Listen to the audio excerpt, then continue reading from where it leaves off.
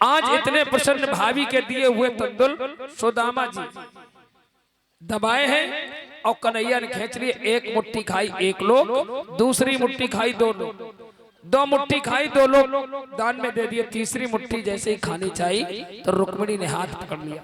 भगवान कन्हैया बड़े क्रोधित हो गए। रुक्मिणी, ये तुमने क्या किया?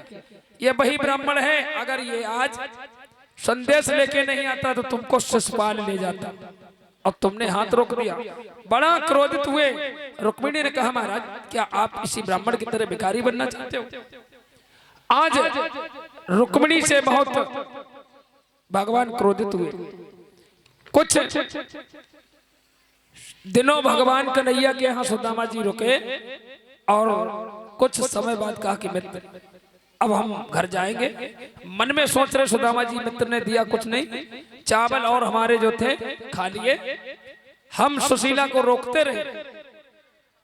आज भगवान से विदाई मांगी कन्हैया से सुदामा जी ने, तो मन में विचार किया कि अब लौट के जाएंगे। इनके 16,108 रानियां हैं और सबके 10-10 पुत्र हैं। बड़ी लंबी संख्या है कन्हैया के परिवार की, और कई 1-1 रुपए भी दक्षिणा दिया तो हम तो रईस हो जाएंगे। ब्राह्मण है, ब्राह्मण कहते नहीं कि पेट से बहुत कमजोर, और एक और कहावत कहेगी कि ब्राह्मण आदमी परिय लो पोला होता। भगवान ने 2 लोक दे दिए और सुदामा जी ने सोचा कुछ दिया नहीं, और विचार किया कि इनके 10-10 लड़के हैं और कहीं कुछ दक्षिणा 1-1 रुपए दिया तो बहुत रईस हो जाए। भगवान कन्हैया ने सुदामा जी के पैर छुए और जब कुछ बोले नहीं। कन्हैया ने कहा, आपने आशीर्वाद नहीं दिया। आशीर्वाद क्या मुफ्त मिलता है? महंगाई हो गई, हम फ्री में दे दें आशीर्वाद? भगवान ने सोची धन्य है मित्र, तो भाभी कि ऐसी कृपा जो तुम्हें आए ने कभी जीवन में आते भी नहीं। आज भगवान कन्हैया ने पैर छुए और कहा कि मैंने तुमको 2 लोक दे दिए, कि तुम्हारे 2 लोक तुम्ही को मुबारक हो। सुदामा जी ने कहा। अब ब्रह्म बाग के जनार्दन दोनों लोग वापस हो गए। दोनों लोग वापस कन्हैया के यहाँ से सुदामा जी वापस आए। कन्हैया ने 2 पार्षद भेजे और कहा हमारे मित्र को सुरक्षित पहुंचा दो सुदामापुरी।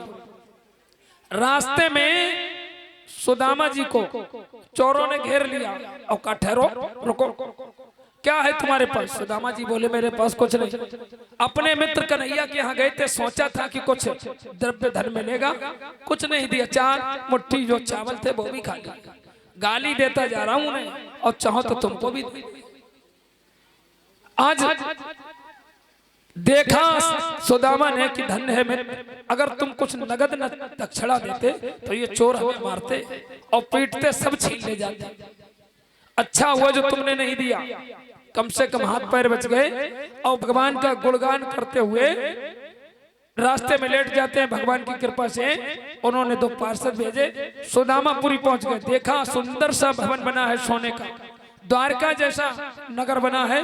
तो इनकी दृष्टि है एकदम आश्चर्यचकित रह गई, कहीं ऐसा तो नहीं द्वारका में आ गए हूं। मतलब यह कि व्यक्ति के पास जब धन बढ़ जाता है तो अंधा हो जाता है, फिर अपने ही लड़के बच्चे उसको समझ में नहीं आते। कथा से सीखना है। जैसे सुदामा जी को अपना घर नहीं दिखाई पड़ा, सुशीला आई, देखा लगती तो मेरी ही पंडितानी, लेकिन वो बहुत गरीब है, मैली कुचैली साड़ी पहने होगी, ये तो पाटंबरी है, इसमें किनारीदार जड़ी हुई, ऐसी कीमती साड़ी हमारी पत्नी नहीं पहन पाएगी। आज केशव को लेके आई और कहा महाराज देखिए बेटा तुम्हारा है। जब बेटा केशव को देखा, प्रभु की कृपा से आज सुदामा जी धनवान हो गए और भगवान का भजन कीर्तन करने लगे, सुदामापुरी में रहने लगे। अंत में सुखदेव जी ने कहा राजन परीक्षित 7वां दिवस है, तक्षक आने वाला है, सावधान हो जाओ। गंगा नदी के किनारे बैठे हैं और इधर तक्षक आ रहा है। समय काल ये किसी को छोड़ता नहीं। 7वें दिन श्राप लगा, 7वें दिन हम लोगों को भी श्राप लगा है। दिन 7 ही है, केवल 8वां दिन ही नहीं बना है। 7वें दिन सबको तक्षक खाएगा, सुखदेव जी ने कहा राजन परीक्षित सावधान हो जाओ, तक्षक आने वाला है। इधर तक्षक जा रहा है, उधर धन्वंतरी भगवान जा रहे हैं, दोनों की रास्ता में भेंट हो गई। कहाँ जा रहे हो? राजा परीक्षित के। तक्षक बोला हम भी जा रहे हैं, आज उनका समय है, मैं डसूंगा। धन्वंतरी जी ने कहा कि मेरे होते हुए राजा परीक्षित का कोई कुछ नहीं बिगाड़ पाएगा, क्योंकि धन्वंतरी भगवान ऐसे हैं जो तक्षक का कहना है कि मैं जिस वृक्ष पर नजर डालूंगा वो जल के भस्म हो जाएगा। धन्वंतरी जी ने कहा मैं जिस पर नजर डालूंगा वो जला हुआ हरा हो जाएगा। आज एक वृक्ष पर दोनों लोगों ने उसका प्रयोग किया। तक्षक समझ गया कि धन्वंतरी के रहते परीक्षित को डस नहीं पाऊंगा, लेकिन होनी है होकर रहती है। तक्षक ने आज एक लकड़ी का भेष धारण कर लिया और रास्ते में लेट गए। इधर धन्वंतरी भगवान जा रहे हैं और रास्ते में वही तक्षक लकड़ी के रूप में लेटा है और धन्वंतरी जी के कुछ खुजली हुई पीछे, वो लकड़ी उठा ली इन्होंने हाथ में और उसी से पीछे खुजलाने लगे। और सभी जानते हैं कि अपनी आंख की नजर हर जगह पहुंच शरीर पे जा सकती है, लेकिन पीठ पर पीछे। आज धन्वंतरी जी को तक्षक ने डस लिया। अब तक्षक जाता है राजा परीक्षित के दरबार में, पुष्पों में उसका प्रवेश हो गया, राजा परीक्षित के पास पहुंच गया। आज 7वां दिवस है। राजा परीक्षित से सुखदेव जी ने कहा राजन इस शरीर को तो मरना ही पड़ेगा, जो मृत्युलोक में आया है वो कोई अजर अमर नहीं है, सब नाशवान है। लेकिन जीव जो है इसके अंदर ईश्वर का अंश, उसे सैकड़ों तक्षक खाए फिर भी वह अमर है। ईश्वर अंश जीव अविनाशी, उसका कोई विनाश नहीं होता है। और इस शरीर से जीव का कोई संबंध नहीं, ये शरीर तो नाशवान है, सबको छोड़ना ही है। राजा परीक्षित समझ गए कि मैं ईश्वर का अंश हूं, ईश्वर का भेजा हुआ हूं। एक तक्षक क्या सैकड़ों खा लेंगे तो भी हम अमर ही हैं।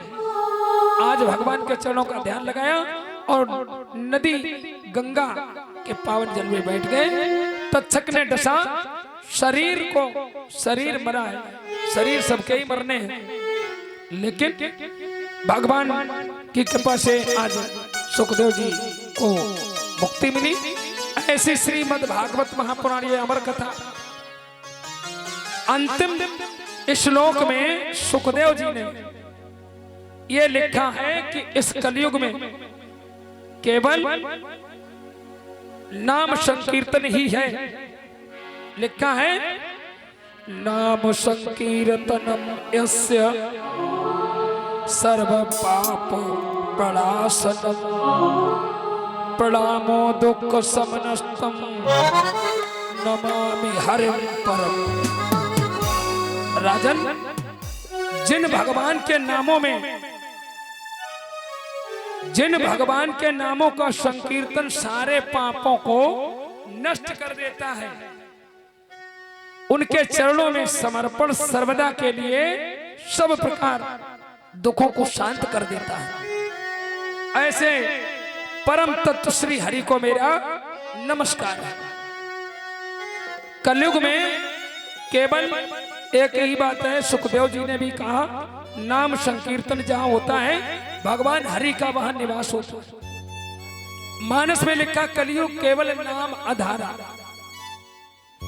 और लिखा है कि नाम राम न सके नाम गुण गाई। नाम की बड़ी महिमा है। सभी भक्तों से निवेदन है कि हमेशा भगवान का नाम संकीर्तन करते रहे, भगवान के चरणों का ध्यान रखें, जीवन सुधर जाएगा।